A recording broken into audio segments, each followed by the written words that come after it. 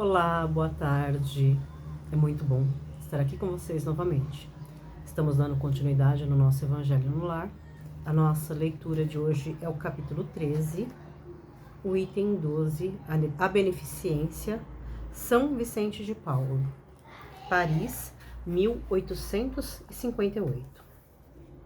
Sede bons e caridosos, eis as chaves dos céus, que tendes nas mãos. Toda a felicidade eterna se encerra nesta máxima: amai-vos uns aos outros. A alma não pode elevar-se a regiões espirituais senão pelo devotamento ao próximo. Não encontra felicidade e consolação senão nos impulsos da caridade. Sede bons, amparai os vossos irmãos. Extirpai a horrível chaga do egoísmo. Cumprindo esse dever, o caminho da felicidade eterna deve abrir-se para vós. Aliás, quem dentre vós não sentiu o coração pulsar, crescer sua alegria interior ao relato de um belo sacrifício, de uma obra de pura caridade? Se buscasseis apenas o deleite de uma boa ação, estareis sempre no caminho do progresso espiritual. Exemplo não vos faltam, o que falta é a boa vontade, sempre rara. Vede a multidão de homens de bem de que a vossa história evoca piedosas lembranças. O Cristo não vos disse tudo o que se refere a essas virtudes de caridade e amor? Por que deixastes de lado os seus divinos ensinamentos? Por que fechar os ouvidos às suas divinas palavras? O coração às suas doces máximas? Eu desejaria que se votasse mais interesse, mais fé às leituras evangélicas, mas abandona-se esse livro considerado como texto quimérico, mensagem cifrada. Deixa-se no esquecimento esse código admirável. Vossos males provém do abandono voluntário desse resumo das leis divinas. Lede, pois, as páginas ardentes sob a benigração de Jesus e meditai-as. Homens fortes, amai-vos. Homens fracos, fazei da vossa doçura, da vossa fé, as vossas armas. Tende mais persuasão e mais constância na propagação da vossa doutrina. É apenas um encorajamento que vimos dar-vos, e é para estimular o vosso zelo e as vossas virtudes. Que Deus permita a vossa manifestação, mas, se quisesseis, bastaria a ajuda de Deus e da vossa própria vontade, pois as manifestações espíritas se produzem somente para os que têm olhos fechados e os corações indóceis. A caridade é a virtude fundamental que deve sustentar o edifício das virtudes terrenas. Sem ela, as outras não existiriam. Sem a caridade, nada de esperar uma sorte melhor, nenhum interesse moral no que nos guie. Sem a caridade, nada de fé, pois a fé não é mais do que um raio de luz puro que faz brilhar uma alma caridosa. A caridade é a âncora eterna de salvação em todos os mundos. É a mais pura emanação do Criador, é a sua própria virtude, que ele transmite à criatura. Como pretender desconhecer essa suprema bondade? Qual seria o coração suficientemente perverso para, assim pensando, sufocar em si e depois expulsar esse sentimento inteiramente divino? Qual seria o filho bastante mau para revoltar-se com essa doce carícia, a caridade? Não ousai falar daquilo que fiz, porque os espíritos também têm o pudor das suas obras, mas considero que a iniciei como uma das que mais devem contribuir ao alívio dos semelhantes.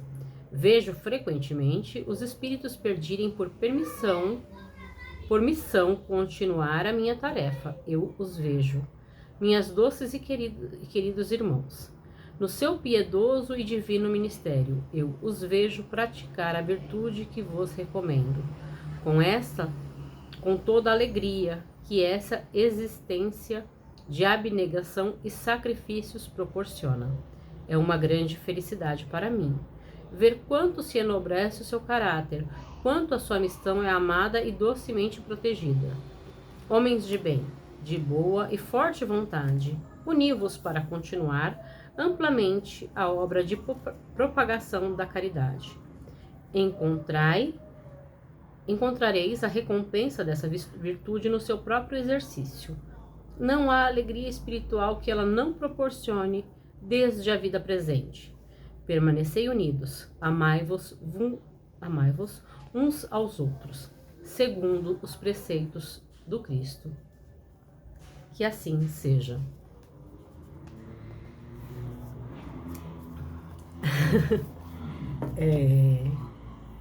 Sobra tão pouco para falar depois de tudo isso, né? A caridade é a maior das qualidades, é a mãe de todas as virtudes. Porque acima de qualquer coisa está a caridade. Se você não consegue, se você ainda não consegue ser caridoso, dificilmente você vai conseguir as outras qualidades também. Porque a caridade ela é muito ampla. Quando nós nos dizemos como pessoas caridosas, nós não estamos só falando de doar bens materiais, de levar o alimento a quem tem fome. Se trata de muito mais que isso. Quando nós decidimos entrar por este caminho e fazer caridade, doamos um pouco de nós para os outros. E doamos o melhor de nós, mesmo que seja pouco, mas é o melhor que temos, que é o nosso amor, o nosso tempo, a nossa dedicação. E é um exemplo maravilhoso. Eu admiro todas as religiões que praticam a caridade de alguma forma, que de alguma maneira tiram um pouquinho do seu tempo para doar ao outro. Porque essa é a mais sublime forma de amor ao próximo. Dar um pouco de si para o outro. Porque, materialmente falando, é muito fácil tirar e doar. Porque, na maioria das vezes, nós estamos fazendo um favor para nós mesmos. Tiramos do guarda-roupa aquele agasalho que eu já não uso mais, sapato que não me serve, ou que eu não gosto, as cortinas que eu troquei, e aí você pega as antigas, coloca para doação, né? Um móvel que você decidiu trocar, porque aquele lá já está mais velhinho, já não está mais de acordo com aquilo que você quer. Então é muito fácil abrir mão dessas coisas. Porque, em geral, nós abrimos mão daquilo que está sobrando. Então, é mais nós que temos para onde enviar aquilo que está sobrando, que é favorecido, do que quem está recebendo, propriamente dito. Já quando você decide doar o seu tempo, os seus ouvidos, o seu abraço, doar um pouquinho do seu amor, e aí já é um outro passo, um pouco maior, quando você decide que quer dividir as suas alegrias com o próximo, que você quer que ele sinta as mesmas alegrias que você. Significa que você já chegou a um ponto de olhar a esse próximo realmente com amor, como alguém igual a você, como alguém que merece tanto quanto você. E aí você se disponibiliza, né, para dedicar um pouco mais do seu tempo a essa causa tão abençoada. Não necessariamente dentro de uma casa espírita. Quando praticamos a caridade de verdade, nós praticamos ela o tempo todo, no nosso dia a dia. É medindo as palavras na hora da raiva, para não ofender um irmão sem necessidade. É pensando e repensando em cada atitude que você vai tomar e quais consequências isso pode ter na vida de outras pessoas. É quando você é um profissional e você, antes de tomar decisões profissionais visando lucro, você também toma decisões pessoais, analisando o bem-estar de outras pessoas. Isso é caridade. Caridade é quando você coloca o bem comum acima do seu bem individual. E isso requer um pouco mais de maturidade, de dedicação. Mas a partir do momento em que nós nos disponibilizamos a fazer, a ter esse tipo de atitude, já estamos no caminho certo. Depois disso é só seguir, né? Jesus nos deixou o exemplo. Ele nos mostrou como fazer. Basta que nós acreditemos realmente e colocamos em prática. Queridos, muito obrigada por mais essa oportunidade abençoada de estar aqui com vocês. Fiquem todos com Deus, até mais tarde.